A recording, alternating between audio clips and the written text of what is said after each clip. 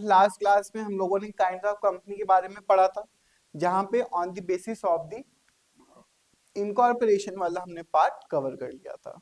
अब आज की क्लास में हम और आगे बढ़ते हैं और देखते हैं on the basis of the liability. On the basis of the liability के बारे में हमने देखा कि भाई तीन तरीके से कंपनी को डिवाइड किया हुआ है। आप देख रहे हैं पहला लिखा हुआ है company limited by the shares, where the liability of the members of a company is limited to the amount unpaid on shares. Such companies are known as limited by the shares. If the shares are fully paid, the liability of the members holding such shares is nil or the zero. जहां पर हम बात कर रहे हैं limited by the shares की, जहां पर जो भी हमारे मेंबर्स ऑफ द कंपनी है, लिमिटेड अमाउंट उनको अनपेड शेयर्स की है, वो उनकी क्या है, लायबिलिटी है। अगर वो अमाउंट जो शेयर्स के ऊपर है, if that is been paid fully, तो उनकी लायबिलिटीज क्या हो जाएंगी, उनकी लायबिलिटीज हो जाएंगी जीरो या फिर नील। Then companies limited by the guarantee. In a company limited by the guarantee, the liability of a shareholder is limited to the amount he has voluntarily undertaken to contribute to meet any deficiency at the time of its winding up. यानी कि एक ऐसी स्थिति जहां पर एक जो share holder है वो वॉलेंटरली बोल रहे हैं कि भाई ठीक है, अगर ऐसी स्थिति आती है कि कंपनी को वाइंड अप करना पड़ता है, तो हमारा जो भी आपके यहाँ पर पार्ट बचेगा या अमाउंट बचेगी, ही इज गोइंग टू पे दैट। सच अ कंपनी में और may not have a share capital. ऐसी कंपनीज में शेयर कैपिटल हो भी सकती है और नहीं भी हो सकती है। If it has a share capital, a member's liabilities is limited to the amount remaining unpaid on his shares plus the amount guaranteed by him. अगर यहां पर शेयर कैपिटल है तो पहला तो क्या होगा कि भाई जो आपकी, जो हमने अभी लिमिटेड बाय शेयर्स पढ़ा कि अगर जितना अमाउंट आपके शेयर्स के ऊपर रिमेनिंग है, अगर आपने वो पे नहीं किया तो दैट इज योर लायबिलिटी।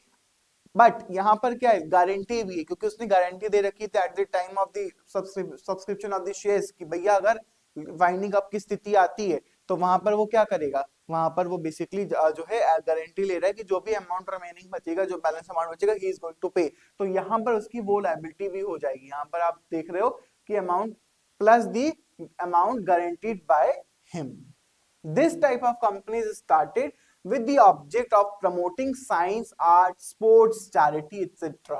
तो यहाँ पर अगेन एक इंपॉर्टेंट पार्ट कि भाई अगर companies limited by the guarantee है तो वो कौन से ऑब्जेक्टिव्स के लिए स्टार्ट हुई थी, तो कौन सी चीजें हो गई वो प्रमोटिंग की, एक बार फोर से बोलिए, science, arts, sports and charity. It is clear that its objective is not profit earning. It gets subscription from its members and donations and endorsements from the philanthropists. Philanthropist का term यानी कि वो लोग जो willingly society के लिए काम करने की कोशिश करें, क्योंकि यहाँ पर ठीक कंपनी में गारंटी कौन लेगा, ऐसे तो हम कहीं जाकर के गारंटीज नहीं ले लेंगे। यहाँ पर क्योंकि चैरिटी के लिए हम चीजें बना रहे हैं, ट्रस्ट बना रहे हैं, समाज के लिए कुछ हम अच्छा काम करने जा रहे हैं, आर्ट के लिए हम कुछ अच्छा काम करने जा रहे हैं, तो यहाँ पर लोग फिलेंट्रोपिक अप्रोचेस को फॉलो करेंगे। अब इसका एक third part that is unlimited liability. अब ये क्या है, a company without limited liability is known as unlimited liability. वो कंपनी जिनकी जो भी लायबिलिटीज है वो डिफाइंड नहीं है अगर, तो वो कंपनी क्या होगी, ऑटोमेटिकली अनलिमिटेड लायबिलिटी कहलाएगी। In case of such a company, every member is liable for the debts of the company, as in an ordinary partnership is proportion to his interest in the company. In other words, their liabilities extend to their private properties also in the event of the winding up. Unlimited companies are almost non-existent.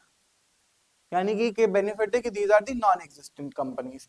अब ऐसे में क्या आप पढ़ रहे हो कि भाई अनलिमिटेड लायबिलिटी कंपनी क्या कह रही है कि भाई ऐसी स्थिति की यहाँ पर अनलिमिटेड लायबिलिटी है, कोई रोकथाम नहीं है लायबिलिटी की पार्टनर के ऊपर।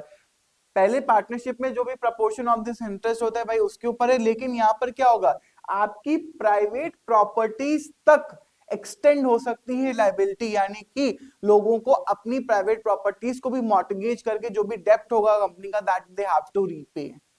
अभी इसके साथ में ही आपने केस स्टडी आपने देखी होगी सीसीडी की, बड़ी अच्छी न्यूज में न्यूज आई कि जब सीसीडी के ओनर की डेथ हुई इन 2015 और near by if I am wrong, तो उसमें सीसीडी का जो डेप्थ था दैट वाज 7,500 करोड़ रुपीस।